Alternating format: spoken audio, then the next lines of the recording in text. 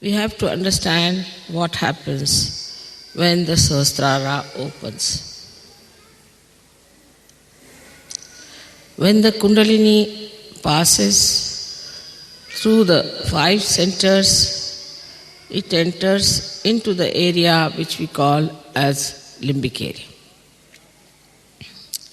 This area is all surrounded by 1,000 nerves. And when these nerves get enlightened, they look like flames of Vibgyor colors, 7 colors, and very mildly, beautifully shining, emitting peace. But when the Kundalini starts emitting its vibration on the sides,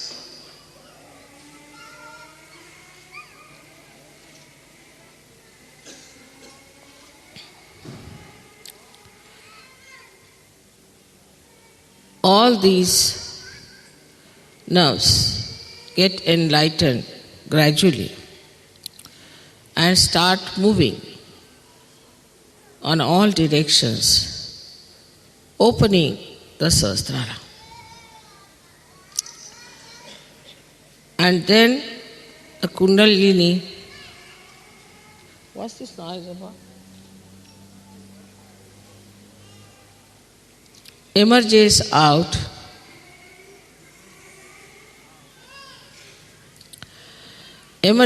out through the fontanelle bone area, which we call as Brahma Randra. Randra means the whole, and the Brahma is the all-pervading power of God's love. So it enters into the subtle energy which is all-pervading, which we do not feel normally. But then the Chaitanya, the vibrations which are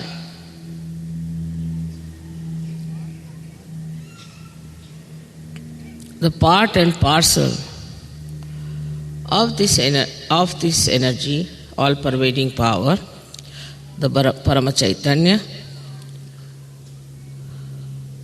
they start entering into our brain and showering their blessings in the limbic area they assemble.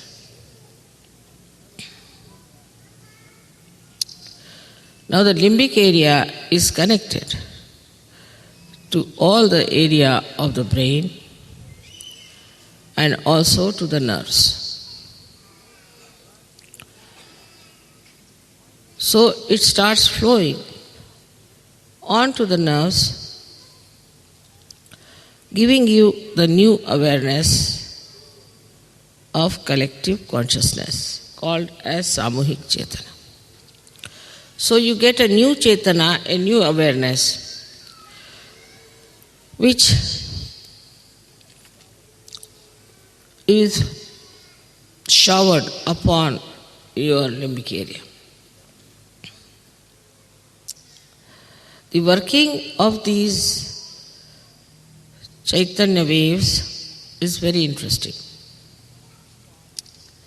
They are normally formed like small commas, but then they go into different forms. They make themselves into swastikas as the 4-limbed symbol of innocence, or they become the Omkara, as you know how Om is written, which is the symbol of our doing, our awareness. So when they form the swastika,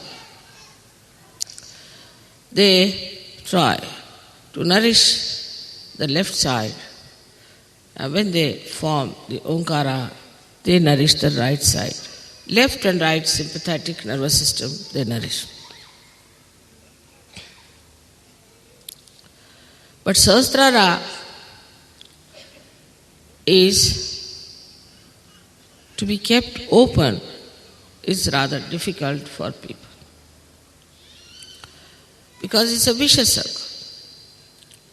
First, these vibrations should enter into your brain through the Brahmarandra when it is opened out, and they should nourish your nerves,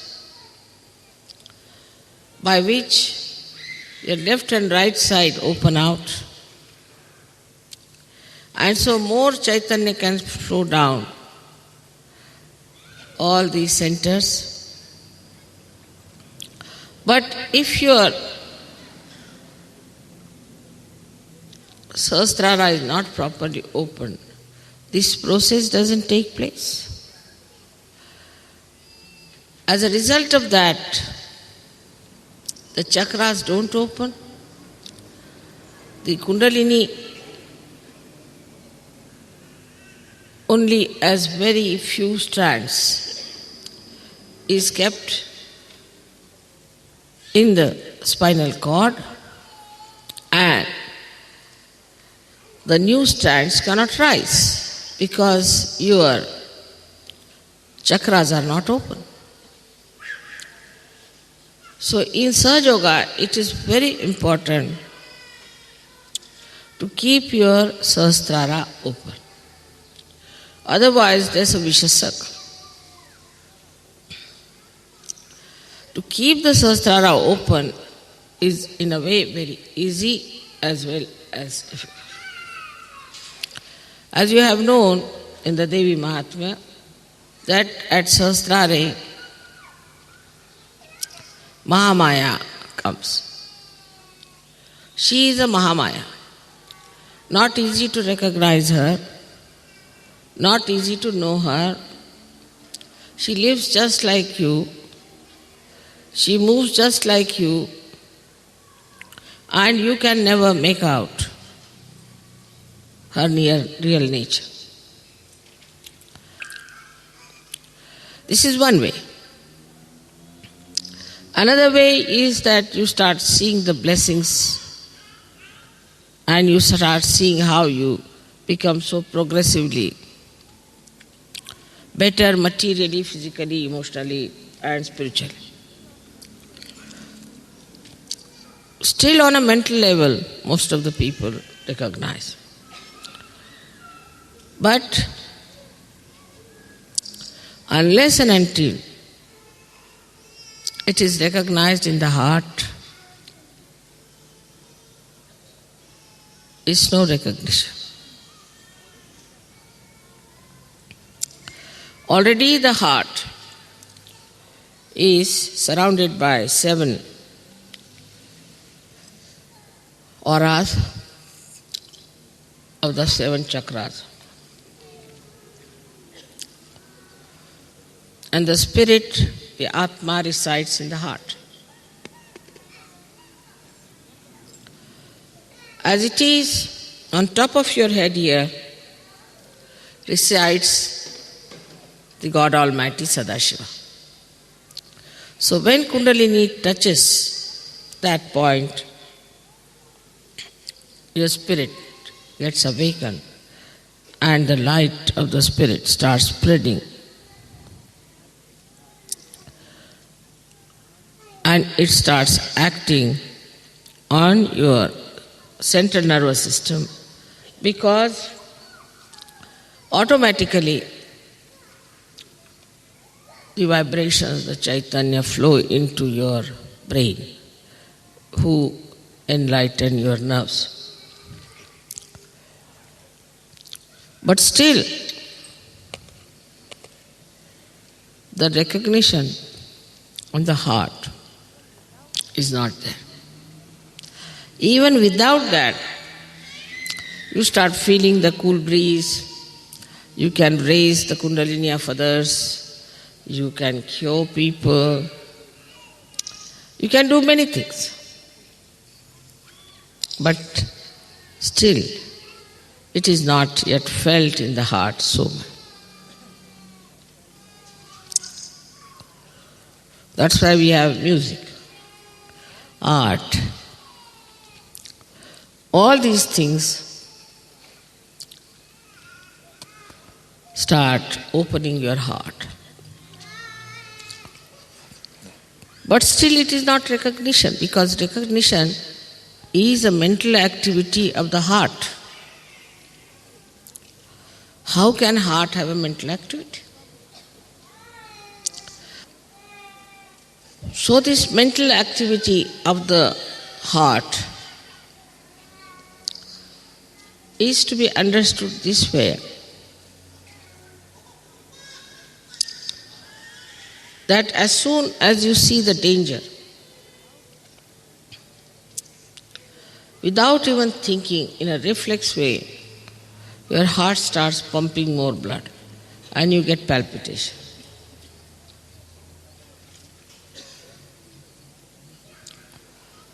You don't have to think, there's no mental activity. Just you see, supposing a tiger standing before you, immediately the heart will start pumping.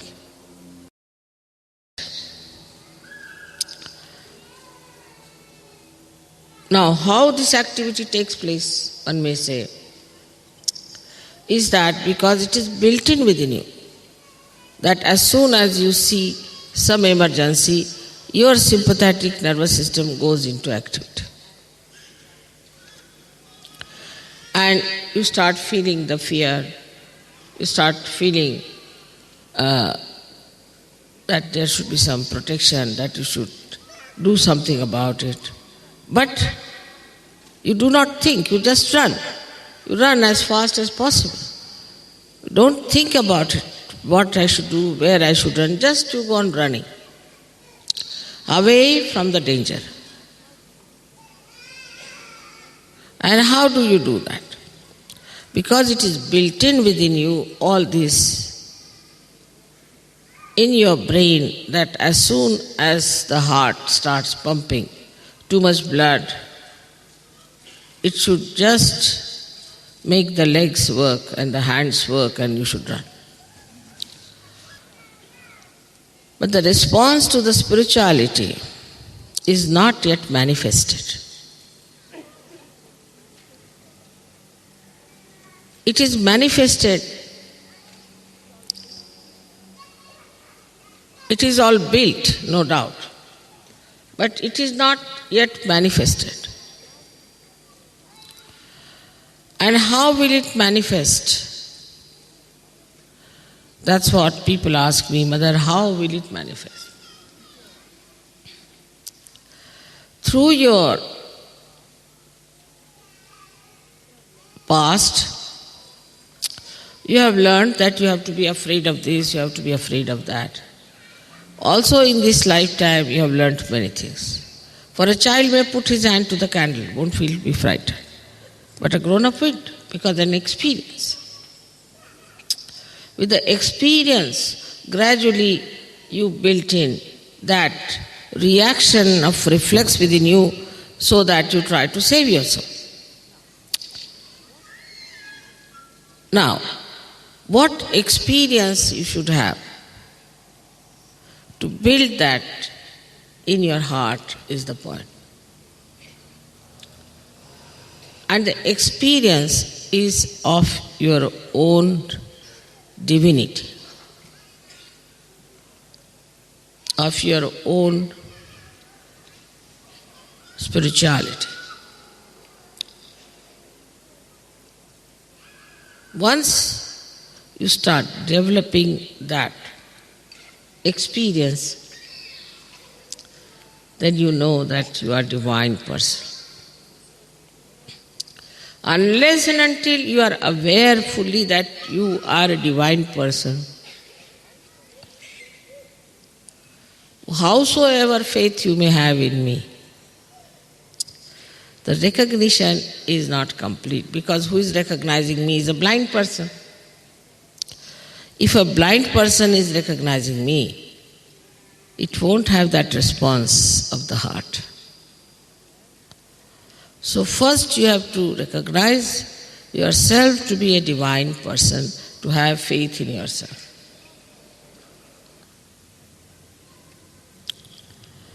But if you become introspective and meditative, then you touch that divinity within you. When you touch that divinity, you know you are a divine person. So in Sahasrara Puja, actually, you have to recognize your own divinity, that you are divine, by experiencing your divinity. How do you experience your divinity? That you give realization to others. It's a great experience to give realization to others. Not only that, you give realization, but you can tell about their chakras. You know what's wrong with them. You are quite confident. And mentally you know that, yes, it's working. You'll say, without getting involved into it as I do it, you'll say, Mother, it's working, it's happening, it's this thing, that. But you never introspect. How is it I am working? How I am working it out? How I can feel? What has happened to me? What has improved in me? What has sharpened in me? What is the development in me? What is the transformation?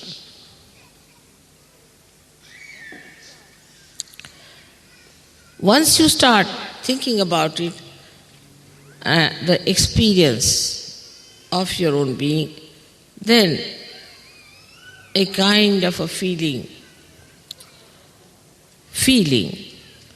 towards the Mahamaya develops. Feeling, again I say feeling. Like feeling of fear, feeling of happiness, feeling of depression, any feeling you develop. And this feeling you could call a feeling of gratitude, feeling of love, feeling of oneness, feeling of joy. All this starts working in your heart. And then you feel the responses. If supposing the sea is responding to moon, that means it has that mobility in it to respond. A stone will not react to the moon. In the same way, in your heart, these waves of these feelings are created by the experience of spirituality, by the experience of your own being. And then you start expressing them. But if you mentally go on analyzing everything and mentally understanding Sahaja Yoga, you cannot reach that state of divinity from where you receive all the blessings. It starts pouring on you in every way. But this is the faith with experience, not a blind faith. Faith with experience and through introspection. Why do I do this? Why should I do like this?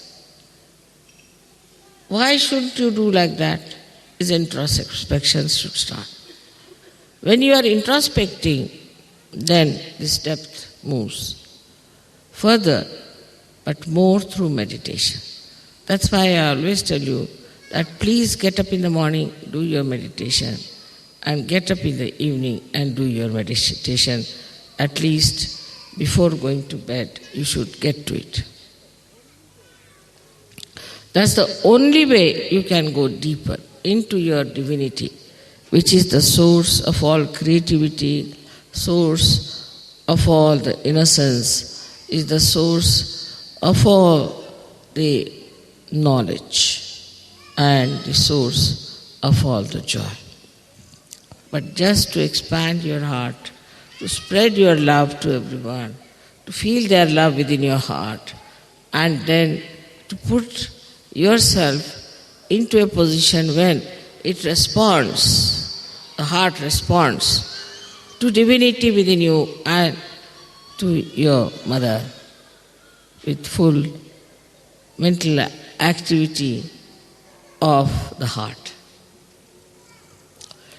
But further to grow, you have to get to meditation where you become silent and your tree of life will grow in silence, not in a turmoil. If you understand that, please work it out in such a manner that you all become completely aware of your divinity, by which you can see. If you have to see the image, you have to have a very good mirror. In the same way, if you have to feel the Mahamaya, you have to have a complete, pure divinity manifesting in you. May God bless you.